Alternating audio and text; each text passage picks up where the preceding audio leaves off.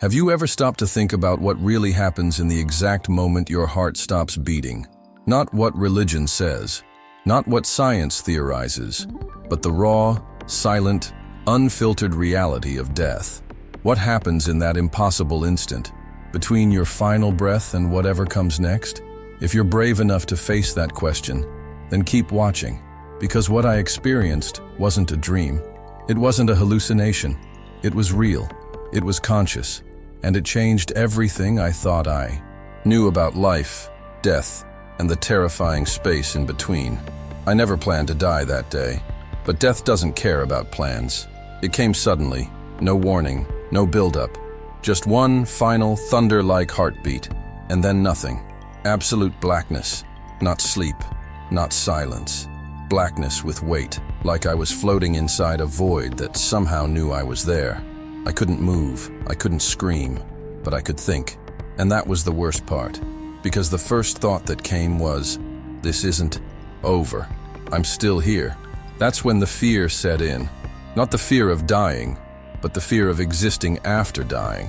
A kind of awareness that felt all wrong. I could see something faint, a pinprick of light outlining the shape of my own body, like I was watching myself from the outside. I was dead.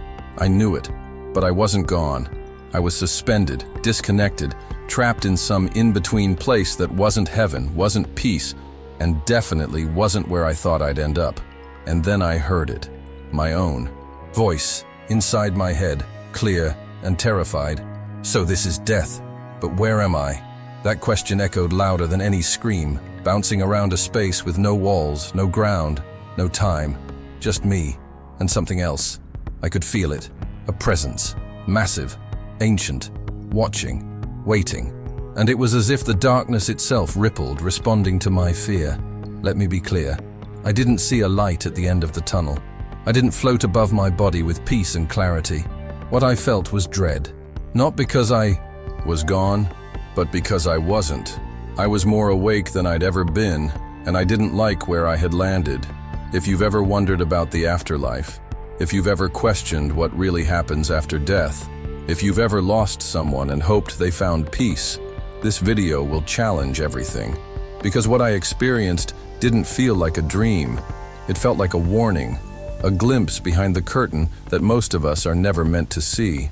Near-death experiences are often painted as beautiful, spiritual, peaceful, but not all of them are. Some of them are dark. Some of them reveal truths too terrifying to be spoken out loud. And the one I lived, the one I'm about to share with you, was the kind that shakes you to your core. But before we go further, I need you to do two things. First, hit that subscribe button, because this is just the beginning. I have more stories, more accounts, and more truths about the near-death experiences no one talks about. And second, leave a comment below. Have you ever had a near-death experience? Or know someone who has? Tell me what they saw. I read every single one. This is a place for truth, no matter how dark it gets. And trust me, it's about to get darker. And then it started. Not with a sound or a flash, but with a shift. Something subtle at first, like the faintest vibration in the dark. The kind you feel before a storm breaks open the sky. The blackness surrounding me didn't stay passive. It started to pulse like it was, alive. Like it was breathing around me. Like it could sense the weight I carried. The things I never let go of. I could feel a presence in that void, not approaching, not threatening, just observing. Something ancient and vast, quiet but impossibly aware. A presence that wasn't looking at my face. It was looking through me, and what it saw began to rise. It began with a flicker, the kind of visual spark you might mistake for imagination. But I knew it wasn't imagination. I didn't have that luxury anymore. The flickers grew sharper. They didn't feel like memories. They felt like judgments, truths coming to life around me. Shattered reflections appeared mid-air like broken glass suspended in time. Each one held a moment from my life, but not the ones you'd keep in a photo album. These were the ones I buried, the ones I never wanted to revisit. And now, they were here, circling me like a courtroom where I was both the defendant and the guilty verdict. The first image hovered just inches from my face, my younger self screaming at someone I loved. My voice wasn't loud. It was venomous. The kind of anger meant not to express pain, but to cause it. I could see the moment their expression broke. I remembered the way I felt at the time. Powerful, righteous, cold. That memory shattered before I could even blink, its shards disappearing into the dark. But from its destruction came something worse. Sparks, ember red and burning. One landed on my chest, then another, and they began to stick. I tried to knock them off, but they sizzled into my skin like drops of fire becoming part of me. Then came the next memory, and the next and the next, each one darker than the last. Grudges I held for years. Conversations I ended just to hurt someone. Times I turned away when someone begged for forgiveness. The time I broke someone's trust, then blamed them for it. All the people I cut out not because they were toxic, but because I was proud. I saw them all, not from my perspective, but from theirs. I felt their confusion, their pain, their grief. I felt it like it was my own, and in that place, it was. These weren't just memories anymore. They were weights being welded to my soul. Every memory shattered, every shard birthed another ember, and every ember turned into glowing marks, symbols I didn't recognize but instantly understood. They were names. Every name I had spoken in anger, every person I'd cursed under my breath, every time I said, even silently, "I hope you suffer." I saw them all, and each time their name appeared, it carved a new mark into my chest, glowing lines that pulsed with pain, not just physical pain, but spiritual pressure. It was as if my own soul was being rewritten in fire, and the voice, it wasn't the presence, it wasn't some divine judgment. It was my own voice, my own hateful words repeated back to me, stripped of context, exposed for what they were, cruel, small, pointless. I heard myself say things I had long forgotten, but now remembered with perfect clarity. Words I had said to win arguments, words I'd used to humiliate people, to control, to dominate. They echoed through the void like stones dropped into a still black sea. The more I heard, the heavier I became. I was sinking in my own echoes. I tried to fight it. I tried to deny it. I told myself, silently, that it wasn't fair, that everyone gets angry, that I was only human. But that presence in the void didn't respond. It didn't need to. The truth was undeniable. Here, there were no excuses, no justifications. There was only what I had done, and the weight it carried. I started to realize something terrifying. I hadn't brought hatred into the world. I had kept it alive. I had nursed it, fed it, protected it. I had worn it like armor, convinced it made me strong. But it didn't make me strong. It made me hollow. The more I remembered, the more I saw that every act of bitterness had cost me something. Relationships, peace, self-respect. And now, it was costing me something greater, my freedom. I wasn't being held here. I was stuck here because I was too heavy to rise. The glowing symbols formed chains across my chest, my arms, my throat. Not chains made of metal, but of memory. Words, names, feelings. Each link forged in fire and regret. And yet even now, some part of me didn't want to let go. That's what shocked me the most. I had been dead for what felt like hours, or days, or 1,000 years. And still, I clung to old grudges like they defined me. In life, I thought those grudges gave me identity. In death, I saw they were just shackles I refused to break. The air around me, if you could call it air, began to grow thicker. Not just heavy, but dense with something invisible. A pressure. The same kind of pressure you feel right before something shatters. The void itself began to pulse in rhythm with the chains around me. Every beat was slower, deeper, more ominous. Something was coming, or maybe I was going deeper. I couldn't tell anymore. I felt like I was being pulled inward, not by gravity, but by consequence. The result of years lived without release, of holding hatred so close that it had become part of me. And the more I realized that, the more terrified I became. Because if this was just the reflection of my own soul, what would I find at the center of it? What would be waiting for me in the deepest part? The presence was still there, still silent, still watching. And the terrifying truth is, I think it was, waiting, not to judge me, not to save me, but to see what I would choose next. Because even in that darkness, something told me I wasn't done. There was more to come. The descent wasn't over. The revelations had only begun. I was only just beginning to see what hatred had turned me into. And whatever came next would show me where that path really leads. It's strange how death doesn't announce itself with a grand explosion or dramatic music. It doesn't even feel sudden. It's quiet, subtle, almost polite, in a way that makes it more terrifying. One moment I was slipping between moments of pain and sedation, the sterile brightness of the hospital room a blur behind my eyelids, and the next, time itself hesitated. That exact moment, the moment of death, wasn't a clear line. It was a slow disconnection, like the universe was gently unplugging me from everything I thought was permanent. I remember hearing the soft hum of machines, the rhythmic beep that had tracked every heartbeat, suddenly flattening into a solid, unbroken tone. It should have startled me, but it didn't. It felt distant, like it belonged to someone else. Nurses rushed in, their movements blurred, as if slowed by thick air, but I didn't see them with my eyes. I saw them from above. I was still in the room, but not in the room. I had begun to float, light as a whisper, but not free. There was an unbearable coldness that wrapped around me like a second skin, not just over my body, but inside of it. The warmth of life, the internal fire we never notice while alive, was gone. And what remained was frost, not icy like winter, but hollow, sterile, the kind of cold that means something ancient has left. The fluorescent white lights of the ceiling no longer glared.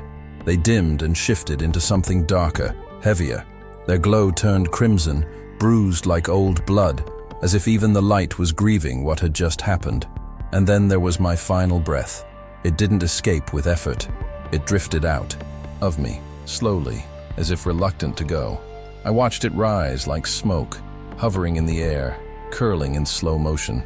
That last breath contained something invisible yet deeply personal. It was mine. All that I was condensed into one exhale. And when it finally vanished into the air, the silence that followed wasn't peace. It was a void. In that stillness, I felt the shift. Gravity reversed.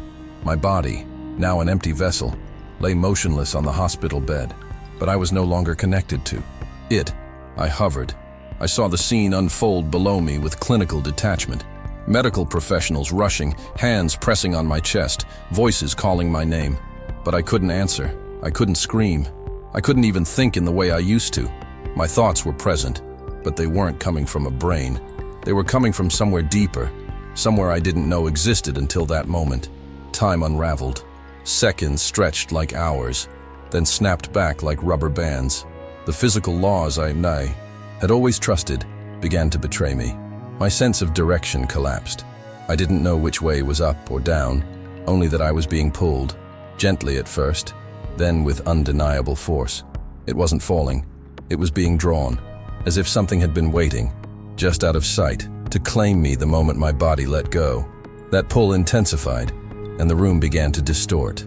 The sharp scent of antiseptic, the buzz of fluorescent lighting, the cold metal of the equipment, all of it twisted into something darker.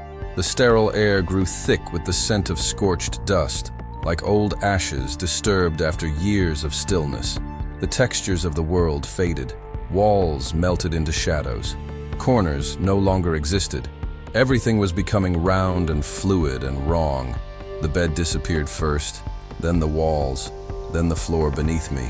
I wasn't floating anymore. I was sinking, but not through air, through memory, through meaning. The world I'd always trusted, the world I thought was permanent, cracked like thin glass under my awareness, and then it was gone. The darkness that replaced it wasn't like the absence of light. It was a presence, tangible, a thick moving ocean that didn't surround me. It consumed me. It folded around me like a living thing, pulling me down in silence, deeper with every passing thought. The pressure increased. My thoughts became louder, sharper, as if the lack of body made my mind expand beyond its limits. And still, I sank. There were no flashing lights, no tunnel, no warm presence reaching out with comfort. What waited for me below the surface of that death was not peace. It was weight. The weight of everything I had ever done, ever said, ever refused to face. I thought dying would be like falling asleep, but it was more like waking up, in a place where every detail of who I was could no longer be hidden. The cold intensified as I drifted further from the life I once knew, and yet I was fully aware, more aware than I had ever been. The clarity was painful. Every second stretched with infinite awareness. My emotions were amplified, stripped of distractions. There were no more texts to check, no phones ringing, no jobs to rush to. Just me, stripped bare, floating through a space where time didn't matter and yet lasted forever. I could feel the remnants of my last heartbeat echoing in this space, not as a sound, but as a ripple through something unseen. That final pulse, now long gone, still vibrated within me. It was the sound of a door slamming, shut, of a chapter ending with no final sentence. There was no going back, no pause, no rewind, only forward, into the unknown. And with each passing moment, I realized I wasn't just being taken somewhere. I was being drawn out, extracted, like a thread being pulled from a tapestry. The life I had lived was unraveling, strand by strand, and I could feel every tug. Every moment that once felt distant now burned at the forefront of my awareness. I wasn't just leaving my body, I was being peeled, away from everything I thought defined me. Everything that was temporary was gone, and what remained was something I hadn't yet learned to recognize. The silence that surrounded me wasn't empty, it was listening, and the pull that dragged me further wasn't rushing. It was methodical, intentional, like it wanted me to feel every second of the transition. Every piece of identity I shed, every anchor I released, felt like a part of me dying all over again. But it was too late to resist. I wasn't in control anymore. I was no longer the one choosing. Something beyond comprehension had taken over. And whatever it was, it had been waiting patiently for this moment. I knew this was only the beginning, because I could feel the presence again, the one from before, the one that had shown me my hatred. It hadn't left. It had simply stepped aside while I passed through the veil, but now I was closer to it than ever, and it was preparing to reveal something deeper. The space around me began to vibrate again, not with sound, but with meaning. The abyss wasn't silent anymore. It was alive, and it was beginning to breathe again. And this time, I was breathing with it, not through lungs, but through essence, through something deeper than anything physical. I wasn't floating anymore. I was being carried, not up, not down, but inward. Before you continue with this content that shows you what it's like to stand face to face with eternal judgment, you need to check out the ebook Secrets of Life. This book reveals deep teachings from the scriptures, truths long forgotten by many, lessons that will strengthen your faith, restore your spirit, and help you understand God's path, even in your darkest moments. It's not just another book, it's a warning, a spiritual map for those who feel on the edge, between faith and emptiness, between the calling and the abyss. You don't have to wait for a life-altering wake-up call to open your eyes. After this video, click the link in the description and begin your spiritual turnaround today, because tomorrow might be too late. It didn't feel like falling at first. It felt like being unraveled, like every thread of who I was had been yanked from the spool of my existence and thrown into something far older than time. But then the movement quickened. Downward wasn't just a direction. It became a sentence, a descent that wasn't driven by gravity, but by truth, the truth of who I had been. And the deeper I went, the more it became clear. I wasn't being dropped into a place. I was being delivered to a consequence. The tunnel I entered didn't look natural. It was jagged, torn open, lined with cracked stone that pulsed as if alive. Each breath from the walls exhaled heat, like from a furnace that had never cooled. A primal heat that carried centuries of unspoken rage. Deep glowing veins of fire traced the inner contours like the veins of something wounded, still bleeding beneath the surface. This wasn't just a passage, it was a throat. A gullet carved through the earth by something that feeds on what people bring when they die, bitter, broken, unforgiving. And I could feel it. The presence wasn't speaking, but it was breathing. Not in sound, but in pressure. Each inhale pulled me further down. Each exhale pushed walls closer. The deeper I sank, the tighter it became, like a giant throat squeezing with measured rhythm. The sensation was horrible. This wasn't free fall. It was consumption. I wasn't moving through the tunnel. I was being swallowed by it. The air itself turned dense, not just thick with heat, but with scent. Sulfur and something worse, like scorched bone, wet ash, rusted iron that had been soaked in grief. It filled my lungs without permission, burned behind my eyes, scratched at the inside of my mind like claws made of memory. And the more I tried to resist inhaling it, the more it forced its way in, imprinting itself into whatever I still was.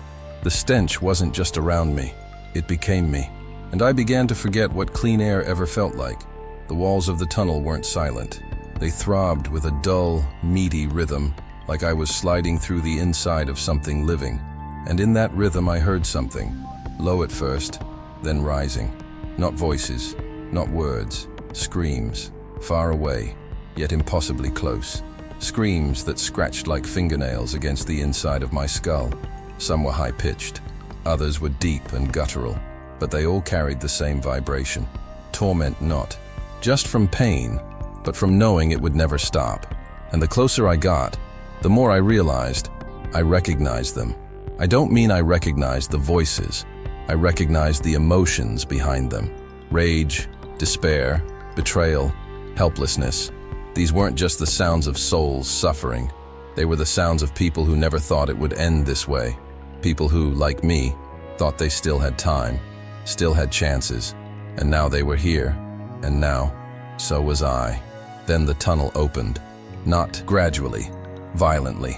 It tore itself apart into a gaping chamber, and what waited beneath made the fire-lit tunnel feel like a cradle. A lake of shadows spread out before me, not still but boiling. It churned with a slow, deliberate motion, like thick oil rolling under unseen winds. The surface didn't reflect light. It devoured it, a black so dense it hurt to look at. Shapes writhed beneath, but only when I wasn't watching directly. Ghosts of movement that vanished the moment my eyes tried to track them. The lake wasn't water. It was something alive, something hungry. Its surface split open. No sound came from the rupture, no explosion, just an absence. The kind of silence that makes your bones feel hollow. And within that absence, the surface cracked like a mouth. Jagged lines of molten rock forming teeth that were not carved but grown. Each point glowed like iron pulled from the forge. They dripped with some viscous sludge that hissed when it hit the lake, and each drop sent a ease ripple across the surface that carried whispers, not voices, not messages, just pain. Pure, ancient pain carried on waves of black fire.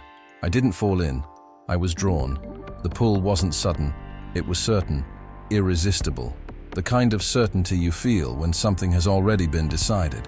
There was no chance to swim, to resist, to cry out. My form, whatever it was now, floated forward, then dropped like a stone. The maw didn't bite me. It received me, welcomed me without warmth, rose and closed over my head, swallowing me in total silence. Inside the lake, there was no light, no direction, no sound except a slow, wet pressure like breathing through mud. The heat wasn't just around me, it was inside me. It pulsed with every memory I had tried to forget, with every unspoken apology, with every moment I had hurt someone and never made it right. The weight of it pressed into me like liquid lead. I couldn't move, couldn't scream.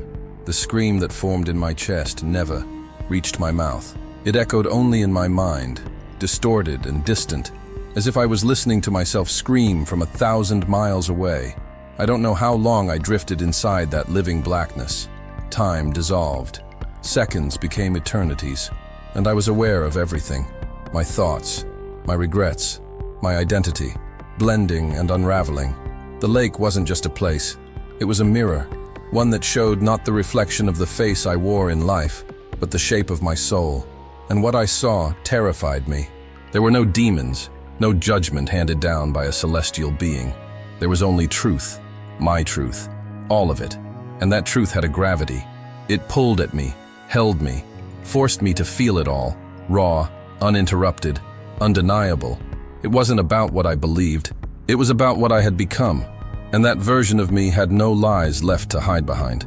In the depth of that lake, something moved. I didn't see it. I felt it. It didn't touch me, not physically. It didn't speak, but it knew me. And its knowing felt like invasion, like exposure, like every corner of my spirit had been peeled open and read like a book long forgotten. Its attention wasn't cruel. It was complete, and it waited, not with patience, but with certainty, as if my arrival had been anticipated since before I was even born, as if this place had always known I would come. Then came the pressure, not sudden, not violent, just undeniable. It pressed against me from every side, not pain in the physical sense, pain in the eye, soul, a pressure that forced memory into focus, a pressure that showed me the weight of who I had become. I was not screaming anymore. I had no voice. I had no lungs. I only had the realization that I had crossed into something that didn't forget, didn't forgive, and didn't release. And the descent wasn't over. Inside that thick, lightless abyss where time had lost meaning, I began to feel motion again. Not external motion, not movement through space, but movement within the soul. The darkness wasn't still anymore. It churned around me as though it had awakened to something. And in that motion came form. The blackness started to divide, to fragment, and within those fractures, figures began to take shape. They did not walk. They did not float. They simply emerged, faceless shadows peeling themselves from the void, as if the darkness itself had birthed them from my memory. They weren't strangers. They weren't monsters. They were familiar, and yet horrifying. Their forms shifted, constantly, not physically, but symbolically. They didn't wear clothes. They wore masks, masks that changed with every heartbeat, masks formed from my own past. One was the face of someone I'd insulted in anger, twisted into pain. Another wore the eyes of a friend I betrayed, wide with disbelief. These weren't people. They were echoes.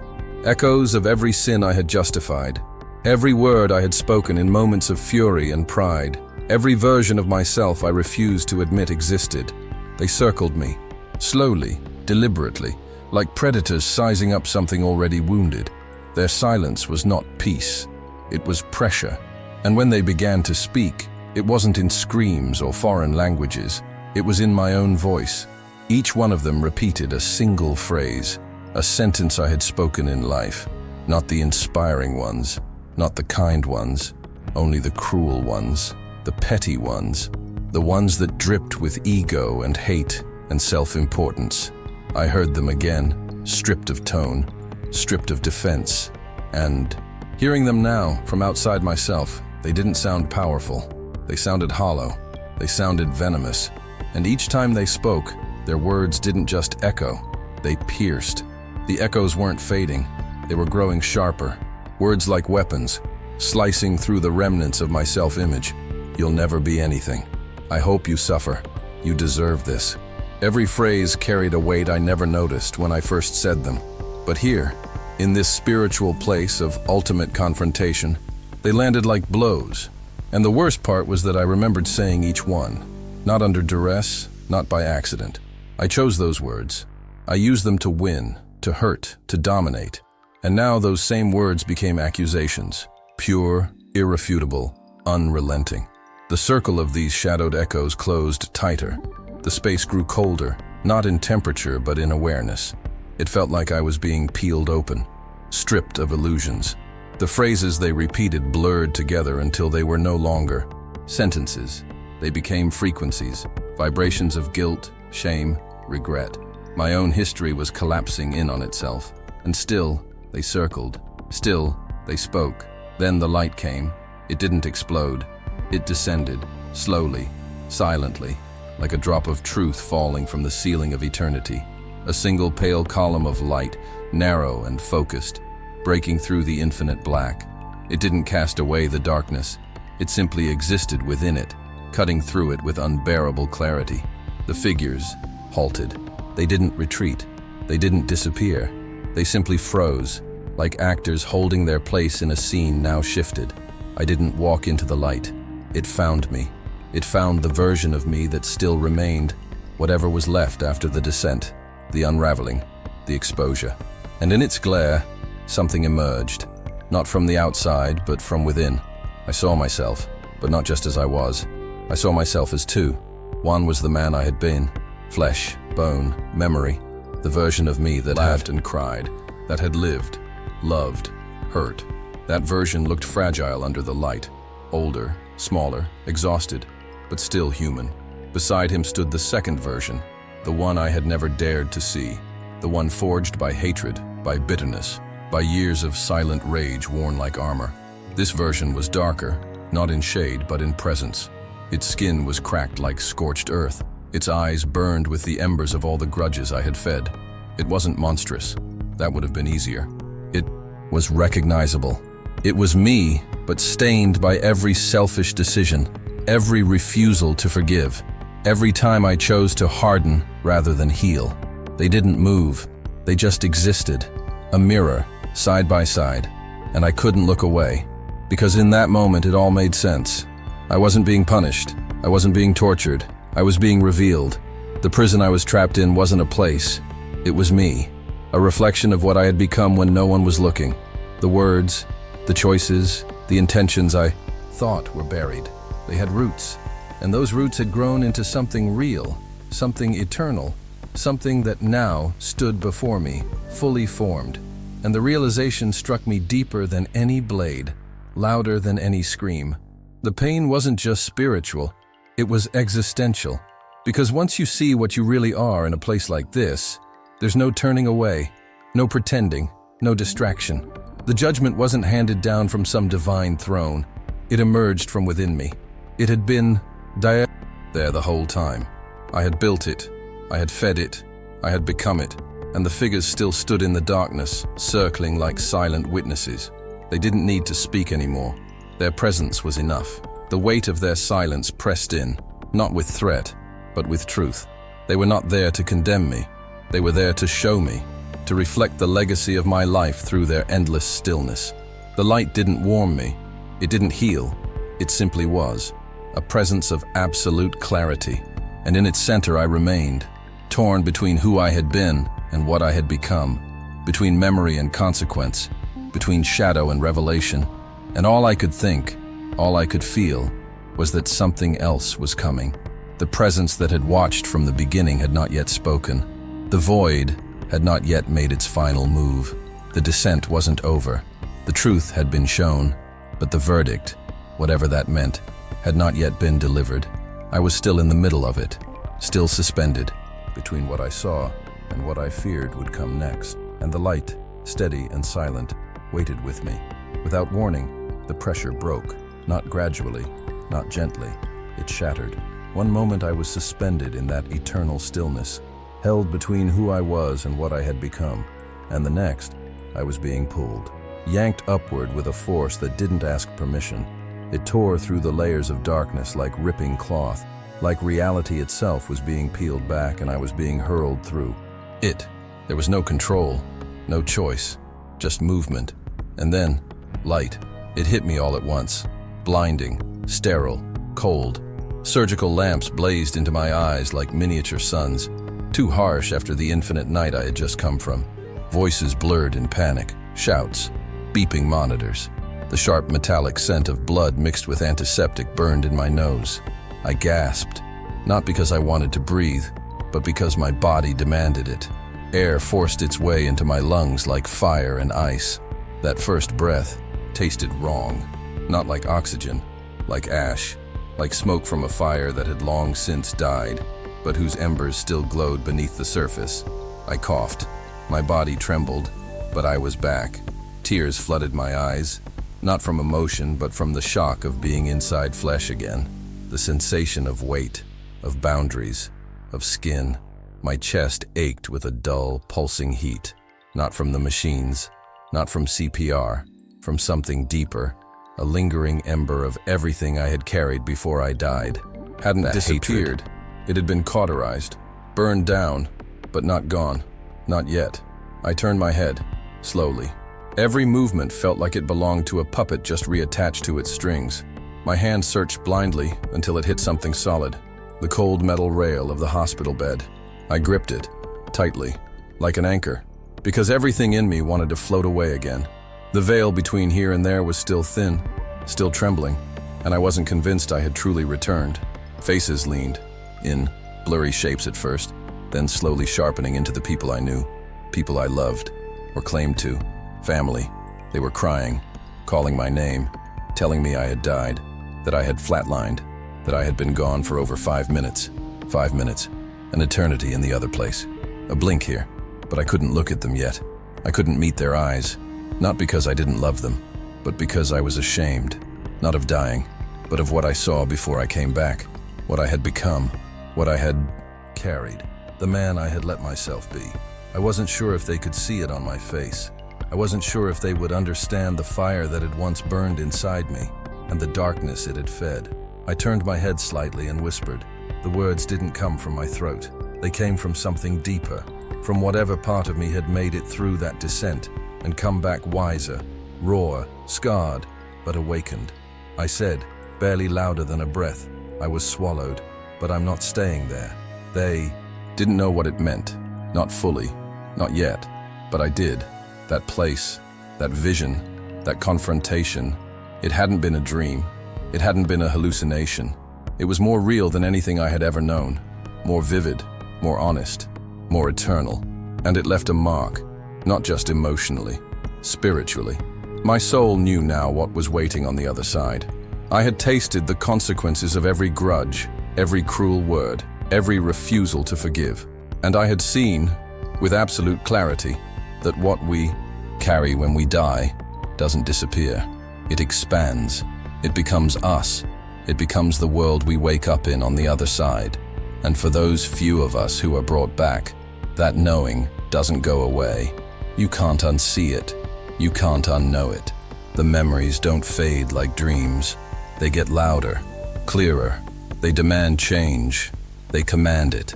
So I made a silent vow right there in that hospital bed, surrounded by machines and tears and blinking monitors. I promised myself I wouldn't waste the return. I wouldn't numb it out.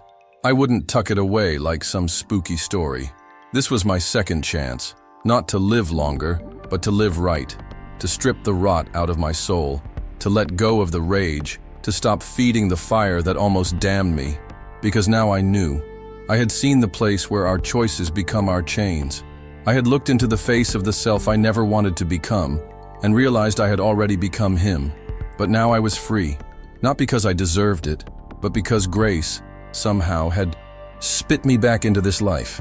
And now, the real work begins. If you're still here, still listening, maybe it's not by accident. Maybe this story found you for a reason. Maybe, just maybe, you felt that pull too. That weight in your chest that you've been carrying for years. The bitterness, the anger, the thing you thought made you strong, but that deep down you know is eating you alive. Let me tell you something I learned the hardest way possible. It's not strength, it's a trap. And when we die, we don't escape it. We step into it fully. But the good news? If you're breathing, you still have time. Time to release, time to forgive, time to become something lighter, someone who doesn't have to carry that fire anymore. So if this resonated with you, if you've ever felt that darkness inside and didn't know what to do with it, drop a comment below. Share your story. I read every single one. You're not alone. And if you've ever had a near-death experience, or even something you couldn't explain, I want to hear it. This is a space for truth, for honesty, for transformation. And if you haven't yet, hit that subscribe button right now, because this is just the beginning. I've got more stories to share, more warnings, more awakenings, and more proof that the afterlife isn't just about where we go. It's about who we become before we get there. Because I died, and I came back, but I'm not the same. And if you're still watching, maybe you're not meant to be either.